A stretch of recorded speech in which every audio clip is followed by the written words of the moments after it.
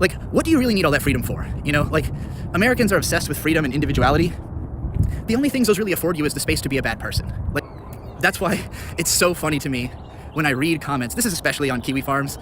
I know you're not supposed to say those words out loud because people think I'm going to summon them somehow from the ether, but the most miserable people in the world exist on this website, and I go there to read it to look at them. Because to me, it's like a human zoo, right? Like, I go in and I look at these people, and all of them have the weirdest, most warped perspective on reality. And it's especially fun if you know people who they talk about, right? Like, if you're friends with people who get talked about on Kiwifarms, you can see the ridiculous gap between the truth and what they believe. Is so fucking funny. I actively tell people in my life what Kiwifarms is saying about me or about my friends because it is so funny to me. They are my lolcows. Like, they are the funniest people in the world to laugh at, to bully. And so I love reading their takes. And the biggest one they have about me right now is that I must somehow be way more miserable than I used to be because I don't have the money and I don't have the subscribers. And also I'm with a man instead of a woman. Never mind that none of them has anything negative to say about the man I'm with. No one's ever like, I can't believe, actually they're usually like, I can't believe Bird's with Trixie. They're like, when is Bird gonna finally realize that he's with this, this idiot fucking weirdo or whatever? Like, everyone accepts that Bird is obviously a good person, but somehow they think that I must be less happy because, I don't know, because he's a man? I don't get it. Like, my ex sucked and everyone knows that. So like, I don't understand how you could see that situation and go like, oh man, I can't believe you, they're always saying, I can't believe you lost your girl to Ethan Ralph. I'm like, I literally want to thank that man. I will, if I ever see him again, I'm straight up going to thank him for saving my life, you know? And eventually, being broke became a big concern, but the biggest reason that having no money has been a concern for me is that I've been addicted to weed for like 7 years. And I finally quit like a month ago. In fact, getting those things and not being happy made me doubly miserable because I thought those things would make me happy. I really did. I really thought that all it would take to fix my life was to be rich and famous, pretty much. Like, and I had ideated those things since childhood. Like, as a kid, I always thought, one day I'm gonna be rich and famous. My parents thought I was gonna be, like, my dad used to always be like, well, I don't have any talent, but my kids have talent. So, like, part of his pride was thinking that even if he couldn't do certain things himself, he was gonna raise someone who could do those things. But he didn't know how to do those things. How could he impart that? How could whatever? Like, I straight up don't understand how most people spend their money. And I know rent is a big part of it, but the biggest reason that rent costs so much, I know this is gonna make some of you really mad. The biggest reason your rent costs so much is because you don't like other people enough to have roommates. If you liked your roommates, if you had people you like who live with you, your rent won't cost as much. It used to be that we could have lived by ourselves and afforded to do so. And would we be happier that way? I don't really know. Like, I think it's good to have other people around that make you accountable to them. Like, what do you really need all that freedom for? Like, Americans are obsessed with freedom and individuality. The only things those really afford you is the space to be a bad person. I spent a year living with my parents back in 2024, and it's not that I think that they're always miserable, but they get into little squabbles about nothing all the time. They're just like, they're not as fun. They don't want to like do things ever. They don't want to go out and do something. They just view everything as a hassle.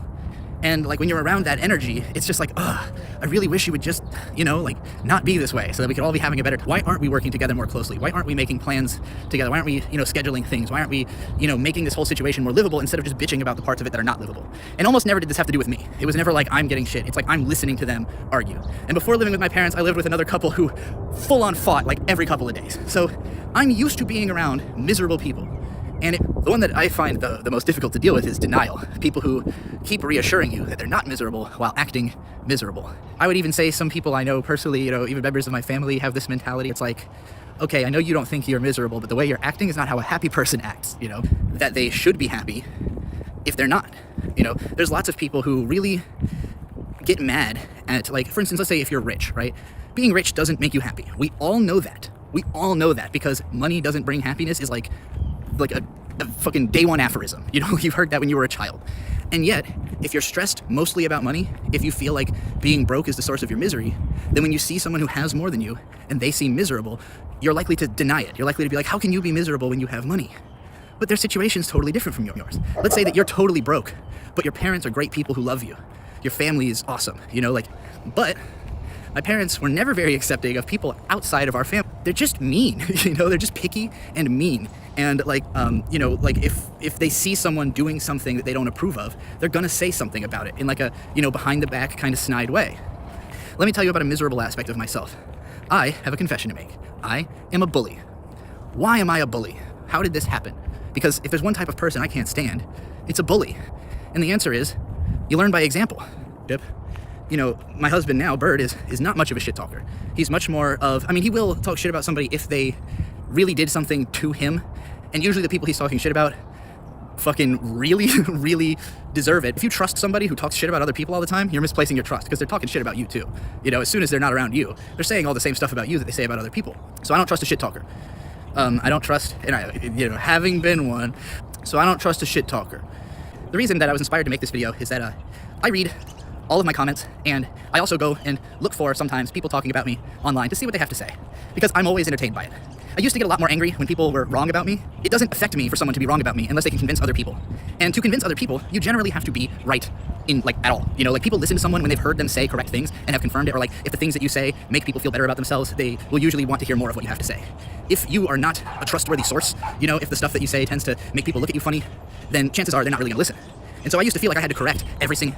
Now that trust me, you know, as a source, that I can sometimes send that stuff to them and we can all laugh at it, you know? Like, this is where I say I am still a bully, right? But the type of person I bully is bullies.